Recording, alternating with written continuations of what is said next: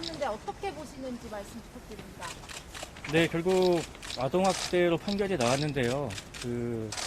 자신의 자식이 학대가 당했음을 인정하는 판결이 당연히 부모로서는 반갑거나 전혀 기쁘지 않습니다. 여전히 무거운 마음이고요. 이 사건이 열악한 현장에서 헌신하시는 특수교사분들께 누가 되지 않기를 바랄 뿐입니다. 그리고 또 이 사건이 장애의 부모와 특수교사들 간에 어떤 대립으로 비치지 않기를 간절히 바라고요. 그 둘은 끝까지 협력해서 아이들을 키워나가야 하는 정말 협력을 해야 하는 존재들이기 때문에 이 사건은 그런 것들과는 무관하다는 것을 꼭 밝히고 싶습니다. 공약에 대해서는 일단 받아들이시나요? 향후 여부는 글쎄요, 항소는 제가 하는 것도 아니고 이것은 형사사건이기 때문에 검사님이 어떻게 판단하실지 모르겠지만 어쨌든 저는 받아들이고 있습니다. 네. 증거 중에서 일부만 인정되고 일부는 또 인정이 안 되는데 거기에 대해서 네. 그 부분은 아마 그게 짜증이 섞인 뉘앙스라든지 반복적인 훈육에서 강한 표현이 들어있다는 이유로 증거가 인정이 안 된 부분들이 있는데요. 부모 입장에서는 굉장히 속상한 일이지만 법원의 판단을 존중하겠습니다. 이 사건이 우리 사회에서 어떻게 이해되기를 바라시나요? 사실 이 사건은 특수교사 선생님의 사정을 보면 혼자서 많은 일들을 처리해야 하는 그런 과중된 스트레스가 있었던 걸로 보이고, 또 특수반도 과밀 학급이었기 때문에 여러 가지 그런 제도적인 미비함이 겹쳐서 일어난 일이라고 생각이 됩니다. 또 사건이 발생했을 때도 학교나 교육청에서 마땅한 해결책을 제시해주지 못하고 선생과 학생을 분리하는 방법은 고소밖에 없다는 답변밖에 듣지 못했기 때문에 또 이러한 사건이 발생했을 때 이렇게까지 되지 않으려면 여러 가지 제도적인 개선이 있어야 할 것으로 보입니다. 또 CCTV가 없는 교실에서 녹음을 할 수밖에 없었기 때문에 위법성이 부각됐다고 재판부가 얘기를 했는데 거기에 대해서 어떻게 생각하세요? 얼마 전에 몰래 넣은 녹음은 증거 효력이 없다는 대법원 판결이 나와서 굉장히 우려가 많았었는데요. 사실 이런 장애를 가진 아이들은 자신의 의사를 똑바로 전달할 수 없기 때문에 녹음 장치 외에는 정말로 어떻게 이런 일들을 잡아낼 수 있을지가 의문입니다. 그래서 이런 것들도 어떤 방식으로 이런 의사를 전달하기 어려운 어린이들, 노약자들, 또 장애인들을 보호할 수 있을지 다 같이 고민해 봤으면 좋겠습니다. 선거에서 정답대 부분 해가지고 아동이 어느 정도 피해 받았는지 입증이 재판부가 좀 어려워서 네. 아동이 어느 정도 지금 힘든 상황, 피해 상황들이 실제로 발생하는 건지 혹시 부모님 입장에서 설명을 해줄 수 있나요? 근데 그 증상은 제가 아이의 어떤 좀 내밀한 증상이기 때문에 말씀을 드리기 좀 어려울 것 같습니다. 죄송합니다. 특수교사분한테 하시고 싶으신 말씀은 없으신가요? 딱히 없습니다. 그러면 지금 아이는 어떻게 교육이 이루어지고 있나요? 아이는 현재 가정에서 보호하고 있습니다. 홈스쿨링을 하고 있습니다.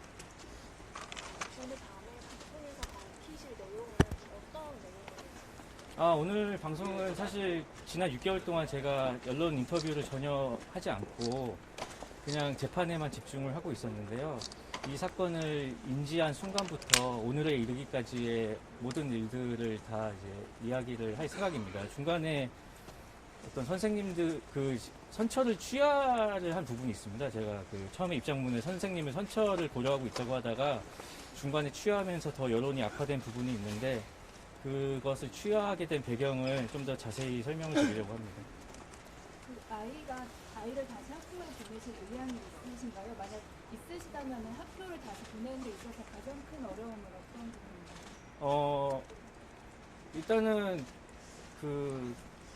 여러 가지로 고민을 했는데요. 통합학급이 있는 일반 학교로 돌아가는 방법, 특수 학교에 가는 방법 등등 여러 가지를 다 열어놓고 고민을 했는데 아직도 저희가 좀 어려운 부분이 결정을 하는데 어려운 부분이 있어서 일단은 가정에서 보호하면서 천천히 방법을 모색하려고 하고 있습니다.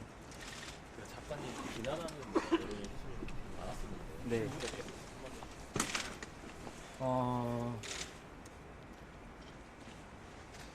그게 이제 저희 부부가 어떤 굉장히 애정으로 아이의 문제 행동을 감싸온 헌신적인 특수교사의 어떤 밥줄을 끄는 그런 것으로 이제 비추어져서 굉장히 많은 비난을 받았는데요. 일단 오늘 판결을 통해서 그런 부분들이 조금이나마 좀 해명이 되었으면 좋겠고요. 더 자세한 내용은 오늘 개인 방송에서 말씀을 좀 드리도록 하겠습니다. 그러니까 변호인 측에서 항소, 그러니까 검사 측에서 안 하고 변호인 측에서 항소를 할 경우에는 또 차등을 좀 참여해야 그거는 그때 가봐야 할 것 같습니다. 역고소도 당하셨다고 전해 들었었는데 어떻게 되는지. 역고소는 아니고요. 그 유재현 교수라는 분께서 국민신문고에 가정에서의 아동 학대가 의심이 된다면서 이제 고발을 하신 건데 그분은 예전부터 좀 허황된 주장을 하시던 분이라 법적인 조치를 지금 취할 생각입니다.